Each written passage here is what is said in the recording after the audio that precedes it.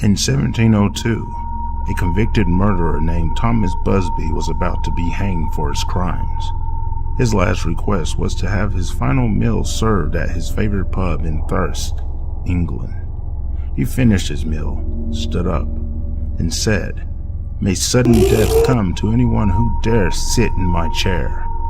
The chair remained in the pub for centuries, and patrons would often dare one another to sit in the cursed chair. During World War II, airmen from a nearby base frequent the pub, and locals noticed that the soldiers who sat in the chair would never return from war. In 1967, 2 Royal Air Force pilots sat in the chair, only to crash their truck into a tree just after they left. In 1970, a Mason tested his fate in the hot seat, only to die that same afternoon by falling into a hole at his job site. A year after that, a roofer who sat in it died after the roof he was working on collapsed. When the pub's cleaning lady tripped and fell into the chair, she died shortly afterwards from a brain tumor.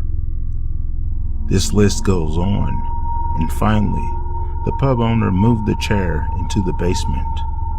Unfortunately, even in storage, the chair claimed another victim.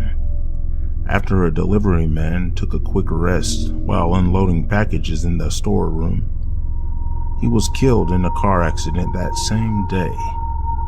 Eventually, the pub owner donated the chair to the local museum in 1927. The museum displays the chair by hanging it 5 feet in the air so that no one can possibly sit in it by mistake. Fortunately, no one has sat in the chair since.